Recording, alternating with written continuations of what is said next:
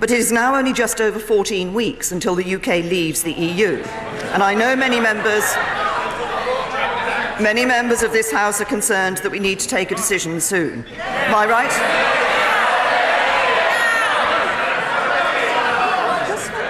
My right honourable friend, the Leader of the House, will set out business on Thursday in the usual way. But I can confirm today that we intend to return to the meaningful vote debate in the week commencing 7th of January and hold the vote the following week. Mr. Speaker, when we have the vote, members will need to reflect carefully on what is in the best interests of our country. I know that there are a range of very strongly held personal views on this issue across the House, and I respect all of them. But expressing our personal views is not what we are here to do.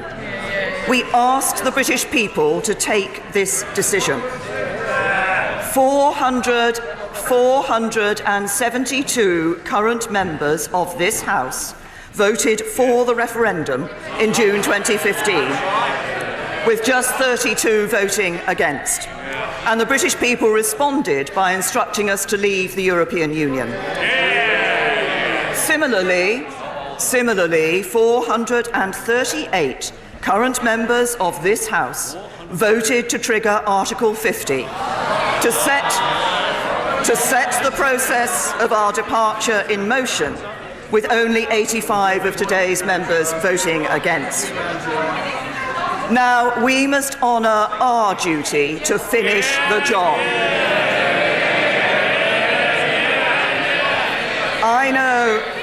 I know this is not everyone's perfect deal. It is a compromise. But if we let the perfect be the enemy of the good, then we risk leaving the EU with no deal. Of course, we have prepared for no deal. And tomorrow the Cabinet will be discussing the next phase in ensuring that we are ready for that scenario. But let us not risk the jobs, services and security of the people we serve by turning our backs on an agreement with our neighbours that honours the referendum and provides for a smooth and orderly exit.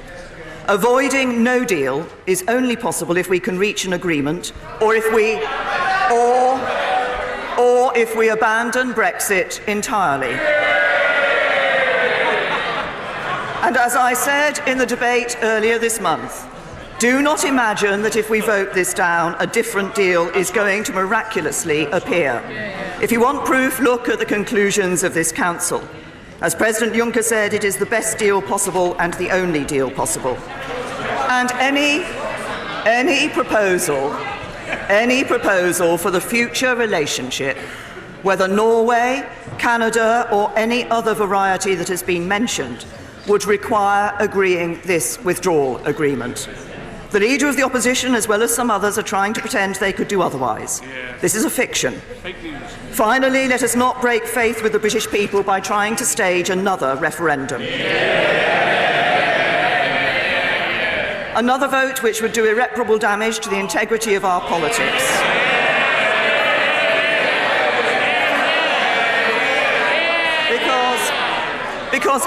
Order. There are many members of this House, including an illustrious chair of a select committee, who are heckling noisily and Mr.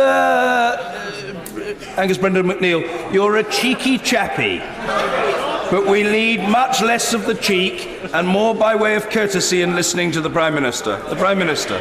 Thank you. Another vote which would do irreparable damage to the integrity of our politics, because it would say to millions who trusted in democracy that our democracy does not deliver. Another vote which would likely leave us no further forward than the last. And another vote which would further divide our country at the very moment we should be working to unite it. And let us not follow the Leader of the Opposition in thinking about what gives him the best chance of forcing a general election. For at this critical moment in our history, we should be thinking not about our party's interests, but about the national interest.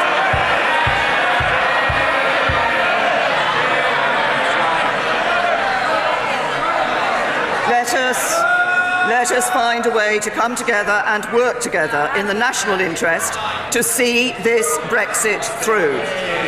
Mr. Speaker, I will work tirelessly over these next few weeks to fulfil my responsibility as Prime Minister to find a way forwards. Over the last 2 weeks, I've met quite a number of colleagues, and I'm happy to continue to do so on this important issue, so we can fulfil our responsibilities to the British people. So together we can take back control of our borders, laws and money, while protecting the jobs, the security and the integrity of our precious United Kingdom. So together we can move on to finalising the future relationship with the European Union and the trade deals with the rest of the world that can fuel our prosperity for years to come. And so together we can get this Brexit done and shift the national focus to our domestic priorities, investing in our NHS, our schools and housing, tackling the injustices that so many still face, and building a country that truly works for everyone. For these are the ways in which together this House will best serve the interests of the British people, and I commend this statement to the House.